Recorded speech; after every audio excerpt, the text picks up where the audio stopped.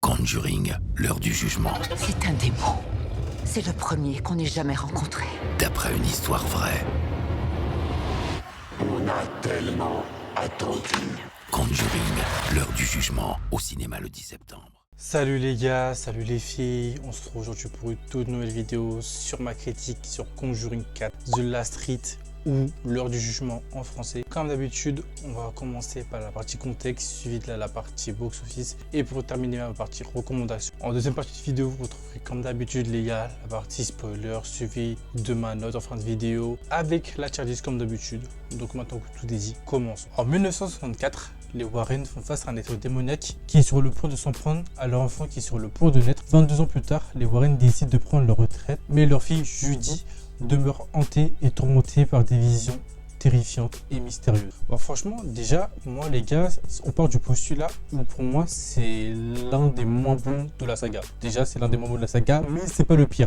Je trouve quand même que le 3 reste quand même le pire Conjuring de la saga. Mais en vrai, je trouve qu'il y a du bon et du moins bon. Ce que je retiendrai le moins, en vrai, les gars, dans ce quatrième volet, c'est qu'on est plus concentré sur l'aspect familial, sur la fin, en vrai, du nouvel ère, sur la fin des Warren, que vraiment sur l'aspect démoniaque, terrifiant qu'il y avait dans les premiers films Conjuring. Donc moi, personnellement, c'est un des trucs, moi, qui m'a un peu fait chier, en vrai de rien, faut le dire, qui m'a un peu fait chier. Mais en vrai, le film garde comme un rythme assez bien, surtout que personnellement moi l'intro du film je la trouve vraiment excellente pour le coup. Là les 15 premières minutes je les ai vraiment senties, je les ai vraiment kiffé pour le coup, et c'est pour ça que je me dis qu'en vrai, comme ça a été annoncé, si j'ai pas de conneries, il va avoir un spin-off et du coup un préquel à Conjuring. Et moi, personnellement, j'irai guetter parce que personnellement, moi, les 15 premières minutes m'ont vraiment très bien surpris. Donc, en vrai, pour le coup, là, rien à dire là-dessus. Après, il y a surtout d'autres trucs. Je pense que je parlerai en partie spoiler. Mais en tout cas, en généralité, le film, je suis assez mitigé. Il y a du bon et du moins bon, comme je l'ai répété. Mais en vrai, ça va. Franchement, ça va. Ça aurait pu être pire, ça aurait pu être vraiment catastrophique, mais pour moi, ça ne l'est pas. Ça ne l'est pas pour plein d'événements, plein de choses, sur le fait que même par rapport à l'horreur qui est vraiment mis en place, même par rapport à la mise en scène et à l'histoire, au récit qui change par rapport aux autres films, du coup Conjuring. Ce film du coup le rend vraiment très original par rapport au second volet du coup. Et pour le coup là, rien à dire. Après, si je devrais le classer entre les films du Warren verse là, ou je sais pas comment je parle du Conjuring verse, je pense que il serait quand même derrière les films Annabelle, à part le 3 où franchement le 3 je le trouve vraiment nul à chier, mais il serait quand même devant le film La Dame Blanche, La Malédiction de la Dame Blanche, et devant du coup Conjuring 3 et du coup Annabelle 3. Donc voilà, je pense que j'ai dû faire en vrai le tour les gars de la partie contexte. Je pense qu'on peut passer à la partie box-office. Bon déjà les gars, pour la partie box-office, franchement là le film a cartonné. Il a cartonné avec un budget de 55 millions.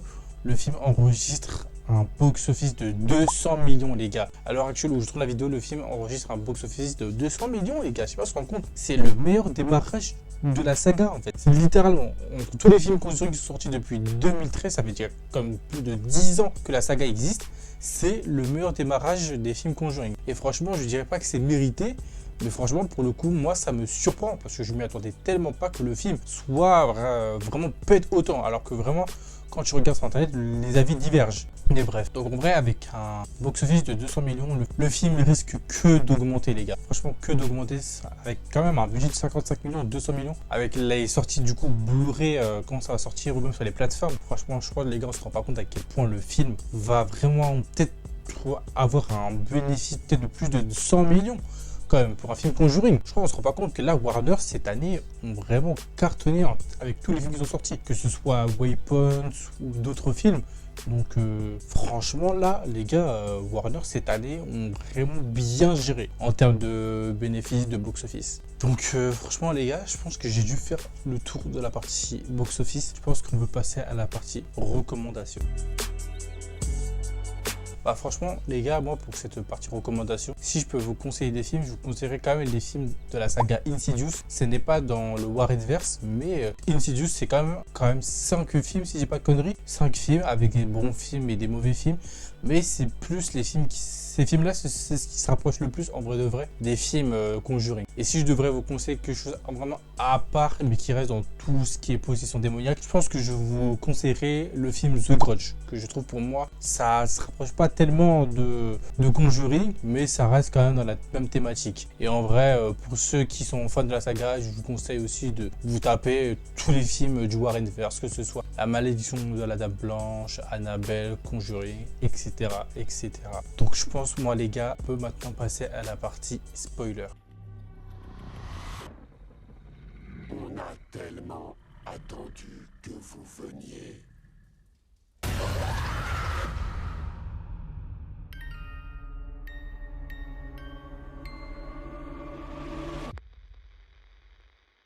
Bah premièrement, moi les gars, dans cette partie spoiler, on va commencer avec le truc que j'ai le plus retenu tout le long et que je trouve assez dommage en vrai comparé du coup aux anciens films Conjuring, c'est le fait que ce film se concentre moins sur la famille. Là c'est vraiment, là tu sens que vraiment c'est la fin de la saga en fait, tu le sens que c'est la fin de la saga parce que j'ai l'impression qu'il y a beaucoup plus de scènes de comédie drôle, vraiment centrées du coup sur la famille que sur l'aspect horreur, tu vois. Et l'aspect horreur en vrai fonctionne bien, je trouve quand même, avec certaines scènes dont celle du prêtre qui meurt malheureusement après tous les films dans lesquels on l'a vu, et il décède dans le dernier, ce qui est assez triste quand même, alors que ça fait un long moment qu'on le connaît. Et surtout les autres scènes, que ce soit pendant l'accouchement de Lorraine ou pendant le restaurant, ou même les scènes du coup avec la famille, je trouve que c'est des scènes qui sont assez terrifiantes, mais sont pas marquantes, tu vois. Alors que franchement, t'as des scènes dans les premiers films qui sont jusqu'à aujourd'hui, hein, quand même, faut le dire, hein, ça fait plus de 10 ans que la saga existe, des scènes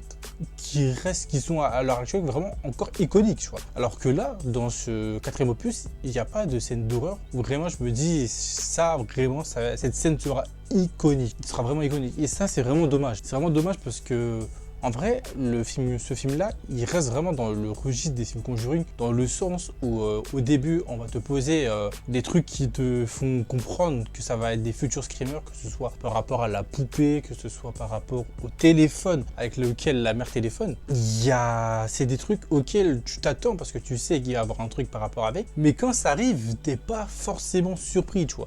T'as pas forcément peur. Moi, la seule réelle scène où vraiment j'ai sursauté dans ma chaise, c'est vraiment le moment où le père il se réveille et t'as la vieille dame qui est derrière la poupée et qui se met du coup à le posséder. Pour moi, c'est la seule scène du film qui m'a fait peur. Ah, sinon, les autres scènes du film, vraiment, je me suis plus concentré sur ce nouveau personnage là qui est du coup Tony, donc le nouveau personnage qui est du coup le mari de Judy, auquel moi je me suis beaucoup plus concentré sur lui parce que du coup c'est une personne qu'on ne connaissait pas avant et qui apparaît du coup dans le dernier film et qui du coup on comprend qu'il va se marier avec Judy et que lui il a un passé assez sombre sur le fait qu'il a failli mourir par rapport au fait qu'il a failli se prendre un coup de fusil à pompe, mais la balle n'est pas partie. Donc ça joue.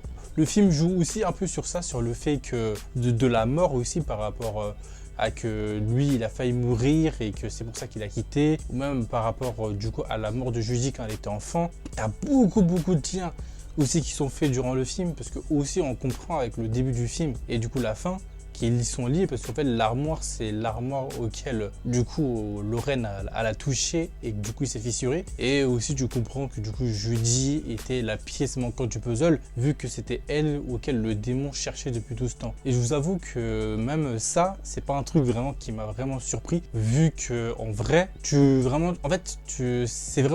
comme c'est vraiment trop espacé sur le temps, c'est un truc que tu comprends au début et à la fin.